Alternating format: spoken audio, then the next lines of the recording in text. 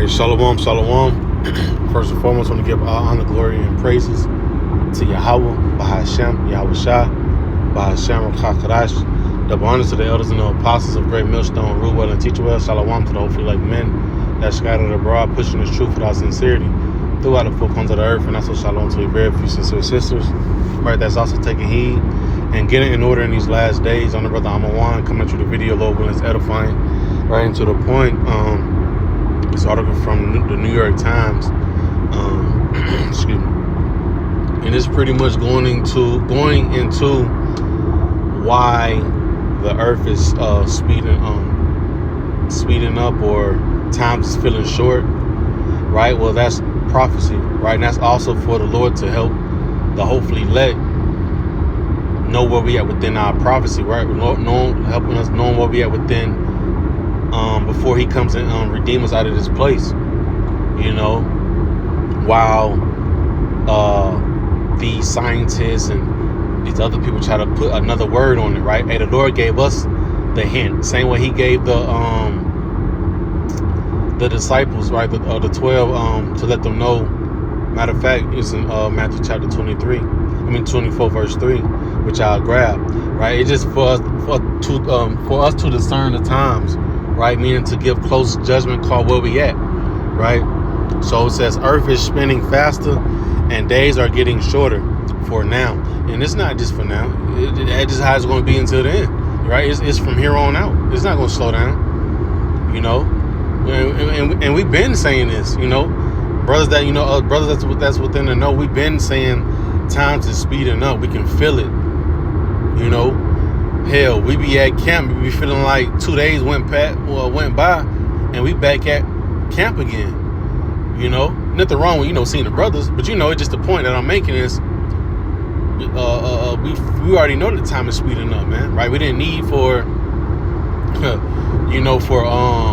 Esau to come out and say it, but him coming out saying it just either further proves the point that what we're telling you is true. Right, what the Lord has gave out is true, right? So it says the planet's rotation fluctuates as it travels around the sun, and measurements suggest we're losing more than a millisecond during the long days of summer, right? And I also did a lesson on this, but wanted to just bring it back out again, bring it back out again, because I was just thinking about it when I was working today, and just like, dang. The Lord did say he had plain beginnings and wonderful endings, roughly paraphrasing. This is in 2 Ezra chapter 9, but the thing about it, he say, he had plain beginnings, right? Things are made plain. Also scripture that comes to mind is Habakkuk, the 2nd chapter, right? The 3rd verse, 2nd verse, Salakia, right? Write the vision, make it plain upon tables. So like it is to the point where like it's too much evident, right? You see it, right? So you can definitely look. I can drop this this link inside the description box if you want to use this article. But just want to jump inside those scriptures, those two major precepts, right quick, and I wanted to close up. So. This right here is the book of, I start at Matthew 24 first.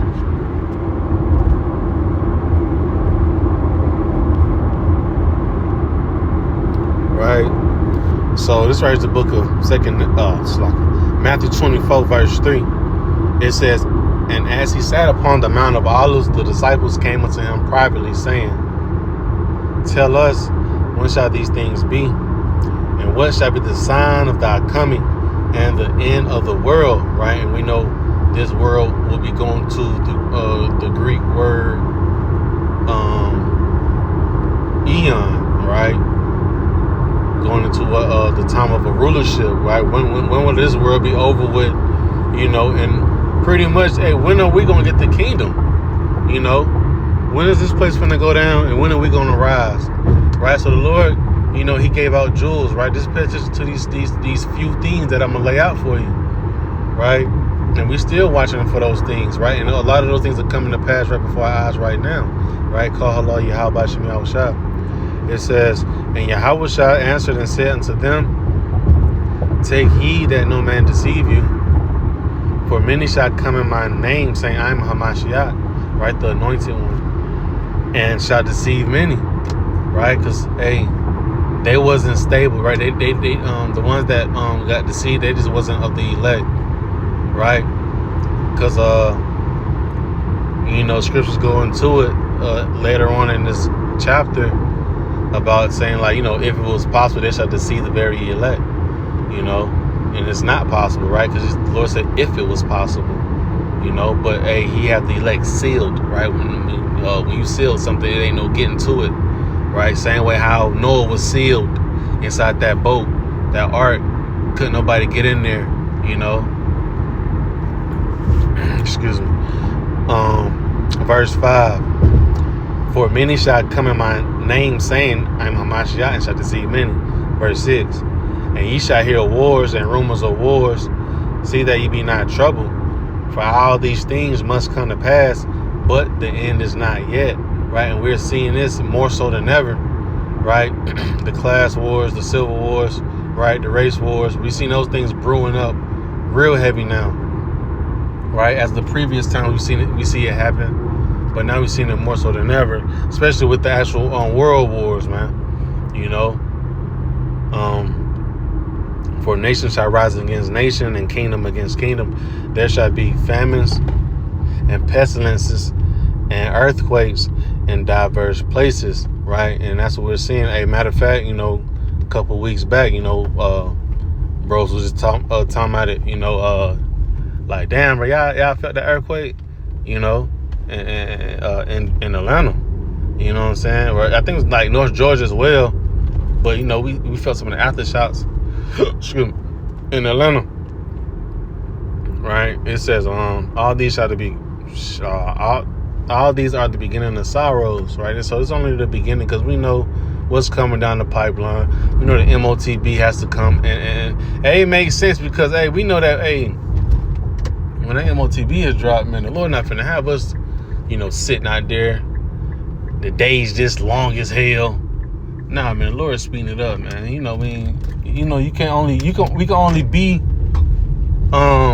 can only be in this captivity for so much longer, before, without the spirit of Yahweh Shemel, without him returning, and before we just, destroy ourselves, man, so we will need that help, right? That's why he said, I'm gonna shorten the days for the elect's sake, because we can only hold out for but so much longer. Excuse me. Not saying we're weak or nothing, but the Lord has to intervene, right? That's his word, to intervene and help us out, right? So I'm gonna jump right down. I can read both of those verses. I think it's 22 and 24.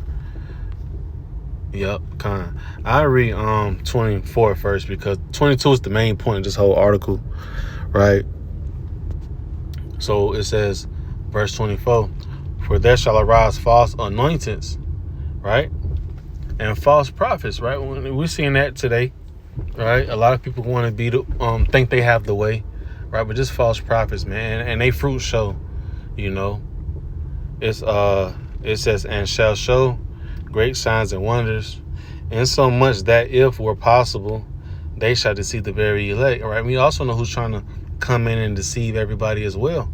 Esau, Edom, right? Especially with that MOTB, that Karag, when he gonna come with all kind of miracles, you know what I'm saying? He gonna show you this is the way, right? But scripture said, don't be ignorant of Satan's devices. See, we already hip to these things. We already know how he's stepping, so we already know what time it is, man. So that's why he says, if it were possible, they shall deceive the very elect, right? If it were possible, they shall get over on the elect, right? And the Lord's not gonna let Esau get over on us, because why? We have the spirit of him on us, right?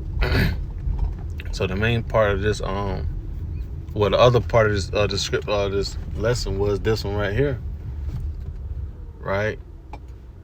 It's verse 22.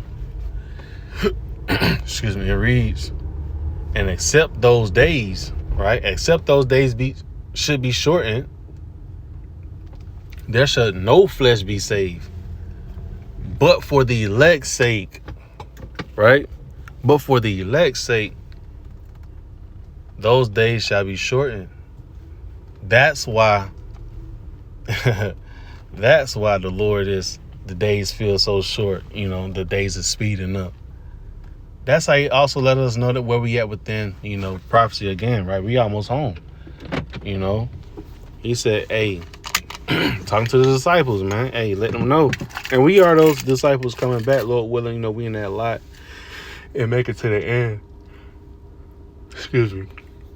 But for the elect's sake, I'm going to shorten the days, man. Right? And that's why we say, call Allah Yahweh Shem Yahushua. Now we know where we at. We closer. We even closer. Right? So, this is the book of 2nd Ezra, chapter 9. And I'm going to read all the way down to verse, I think 5, 6. Yeah, 6. So, it says, he answered me then and said, measure thou the time diligently in itself.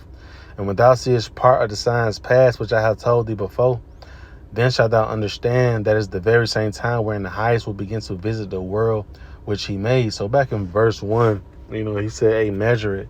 When you measure, you giving close eye judgment to it. You paying attention real closely. Giving close judgment to what's going on. Right? Excuse me. It says that when thou seest part of the signs past, which I have told thee before, then thou shalt understand that it's the very same time when the highest will begin to visit the world which he made. Right?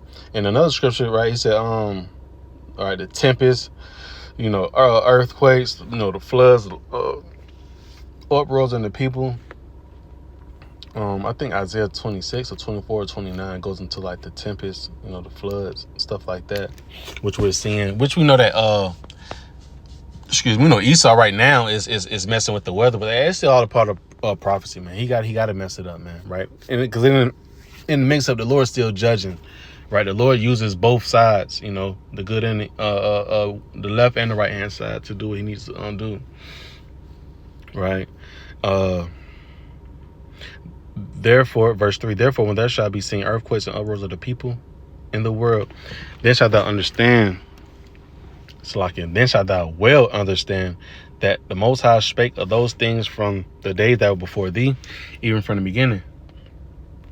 For like as all that is made in the world have a beginning and end, and the end is manifest, right? And we at that end, right? And what is the end doing? It's being made known, right?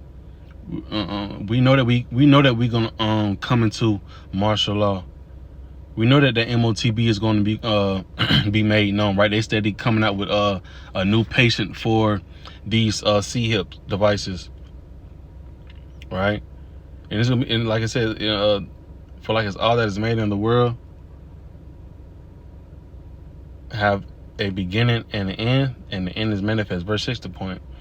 Even so, the times also of the highest have plain beginnings and wonder and powerful works and endings and effects and signs, right? A effects and signs link you right back up to 1, right? Measure out the time diligent within itself, right? So we're looking at what we're looking around. We're looking for the signs, and that's a major sign for them to put out an article saying Earth, the time is speeding up.